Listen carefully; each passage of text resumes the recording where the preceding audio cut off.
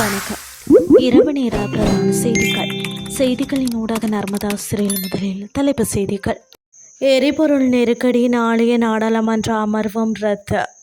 மட்டுப்படுத்தப்படும் பொது போக்குவரத்து அமைச்சர் வெளியிட்ட அறிவிப்பு. ஈரானின் மிக முக்கிய புள்ளியை வீழ்த்தியது இஸ்ரேல். இனி விரிவான செய்திகள். தற்போதைய எரிபொருள் நெருக்கடியை அடுத்து அரசாங்கம் புதன்கிழமைகளில் அரசு நிறுவனங்களுக்கான ஒருநாள் விடுமுறையை அறிவித்துள்ளது. இந்த நடைமுறை நாளை முதல் நடைமுறைக்கு வரவுள்ளது.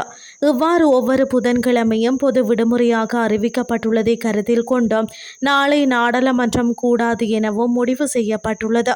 இன்று நடைபெற்ற நாடாளுமன்ற விவகார குழு கூட்டத்தில் இந்த முடிவு எடுக்கப்பட்டதாக நாடாளுமன்ற தகவல் தொடர்புத்துறை அறிவித்துள்ளது.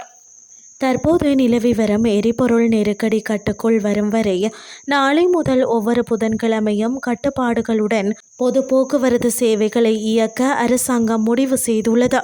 அமைச்சரவை முடிவுகளை அறிவிப்பதற்காக நடைபெற்ற செய்தியாளர் சந்திப்பில் பங்கேற்ற போது அமைச்சரவை பேச்சாளர் அமைச்சர் நலிந்த ஜேதிச இதனை தெரிவித்துள்ளார். இதற்கிடையில் தற்போது நிலவி வரும் எரிபொருள் நெருக்கடிக்கு மத்தியில் புதன்கிழமை அரசு விடுமுறையாக அறிவித்ததற்கான முடிவை அமைச்சர் விளக்கியுள்ளார்.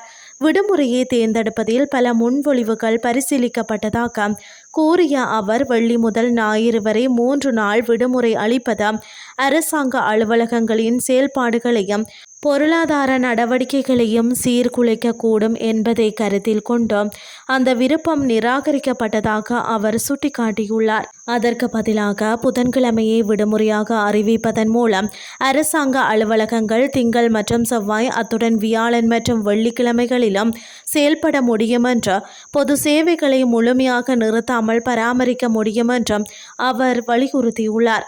மத்திய கிழக்கு பிராந்தியத்தில் நிலவும் போர் சூழலால் ஏற்பட்ட எரிபொருள் விநியோக பிரச்சினைக்கு ஒரு தற்காலிக தீர்வாக இந்த முடிவு எடுக்கப்பட்டுள்ளது. அரசாங்க அலுவலகங்கள் திறந்திருக்கும் நாட்களின் எண்ணிக்கையை கட்டுப்படுத்துவதன் மூலம் தற்போதுள்ள எரிபொருள் இருப்புகளை சிக்கனமாக பயன்படுத்துவதும் வரவிருக்கும் நிச்சயமற்ற நிலைக்கு தயாராகுவதுமே இதன் நோக்கம் என தெரிவிக்கப்படுகிறது. இனி வெளிநாட்டு செய்திகள். ஈரானின் உயர்மட்ட பாதுகாப்பு அமைப்பான தேசிய பாதுகாப்பு கவுன்சிலின் தலைவரான அலி லாரிஜானி கொல்லப்பட்டு விட்டதாக இஸ்ரேல் பாதுகாப்பு அமைச்சர் இஸ்ரேல் கட்ஸ் அறிவித்துள்ளார். ஈரானின் உயர்மட்ட பாதுகாப்பு அதிகாரியின் மரணம் குறித்து தனக்கு சற்று முன்புதான் தகவல் கிடைத்ததாக கட்ஸ் ஒரு அறிக்கையில் கூறியுள்ளார்.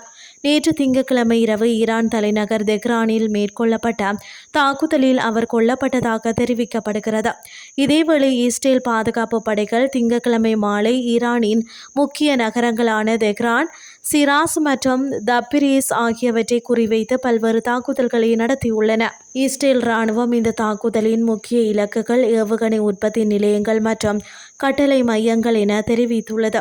இவ்வாறானதொரு பின்னணியில் இஸ்ரேல் இராணுவ தலைமை அதிகாரியான இயால் ஜமீர் நேற்று இரவு ஈரானின் முக்கியமான வெற்றிகளை பதிவு செய்துள்ளதாக அறிவித்துள்ளார். இத்துடன் செய்திகள் யாவும் நிறைவடைகின்றது. அடுத்து காலை 8:30 எதிர்பாருங்கள். நன்றி.